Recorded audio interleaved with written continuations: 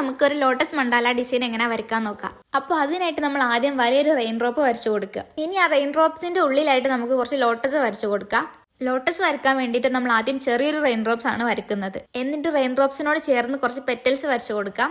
എനിക്കുണ്ടല്ലോ ഈ ലോട്ടസിനോട് ഭയങ്കര ഇഷ്ടമാണ്. എനിക്ക് ലോട്ടസ് എന്ന എലമെന്റ് വരയ്ക്കാൻ ഭയങ്കര ഇഷ്ടമാണ്. പക്ഷേ അങ്ങനെയൊക്കെ ആണെങ്കിലും ഞാൻ അധിക സമയം ലോട്ടസ് വരയ്ക്കുമ്പോഴും റെഡി ആവൂല. ബട്ട് ഇപ്രാവശ്യം ഞാൻ വരച്ച ലോട്ടസ് എല്ലാം എനിക്ക് ഇഷ്ടമായിട്ടുണ്ട്. ലോട്ടസ് മാത്രമല്ല നമ്മൾ വരയ്ക്കുന്നത്, ലോട്ടസിനെ കുറച്ച് ലീവ്സും കൂടി ലോട്ടസിന്റെ മൊട്ടും വരയ്ക്കുന്നുണ്ട്. ഇവിടെ നമുക്കൊരു 3-4 ലോട്ടസ് വരയ്ക്കാം. എന്നിട്ട് നമ്മൾ ഇവിടെ ഫില്ല് ചെയ്ത് കൊടുക്കുകയാണ് ചെയ്യുന്നത് മെഹന്തി വെച്ചിട്ട്. നമ്മൾ ഇങ്ങനെ ഫില്ലിംഗ് ഡിസൈൻ ചെയ്യുന്ന സമയത്ത് ശ്രദ്ധിക്കേണ്ട ഒരു കാര്യം എന്താണെന്നാല് നമ്മൾ അതിനുള്ളിലുള്ള എലമെന്റ്സിനെ കൂടുതലായിട്ട് വരച്ചിട്ട് ഫില്ലിംഗ് ഷെയ്ഡ് കുറച്ച് വേണം കൊടുക്കാൻ. അല്ലാതെ എലമെന്റ്സ് കുറച്ചിട്ട് ഫില്ലിംഗ് ഒരുപാട് കൊടുത്താൽ ആ ഡിസൈൻ കാണാൻ ഒരു ഭംഗി ഉണ്ടാവില്ല. എന്നിട്ട് നമ്മൾ ആ ലോട്ടസിന്റെ ഷേപ്പ് തിക്ക് ചെയ്തിട്ട് നമ്മൾ എപ്പോഴും ഷെയ്ഡിങ് ചെയ്യുന്നതിന് മുമ്പായിട്ട് നമ്മൾ വരച്ച എലമെന്റിന്റെ ഹെഡുകൾ തിക്ക് ചെയ്ത് കൊടുക്കണം. എന്നാലും നമ്മൾ ഫില്ല് ചെയ്ത് കഴിഞ്ഞാൽ അത് നല്ല ഭംഗി ഉണ്ടാവും കാണാൻ. ഫില്ലിങ് കഴിഞ്ഞ ശേഷം നമ്മൾ ഒരു റെയിൻ ഡ്രോപ്സ് കൂടി അതിനോട് ചേർത്ത് വരച്ചിട്ട് അതിന്റെ മുകളിലൂടെ 2 സെറ്റ് ഓഫ് ഹംസും കൂടി വരച്ചു കൊടുക്കുന്നുണ്ട്. ഹംസ് വരയ്ക്കുന്ന സമയത്ത് ചെറിയ സെറ്റ് ഹംസ് വരയ്ക്കുക, അതായിരിക്കും കൂടുതൽ ഭംഗി ഉണ്ടാവുക.